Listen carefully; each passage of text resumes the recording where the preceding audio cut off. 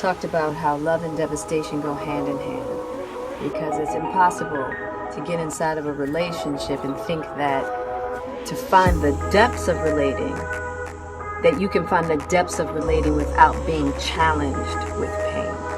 Now, we also have to have the clarity to understand who is worthy of us walking with them through certain devastations, and when it's time to walk away, because I'm going to let you know something.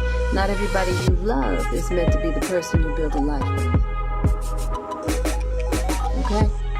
Sometimes you got to love them from over there, because you can love them, but sometimes it's got to be from over there. But you can't love somebody else more than you.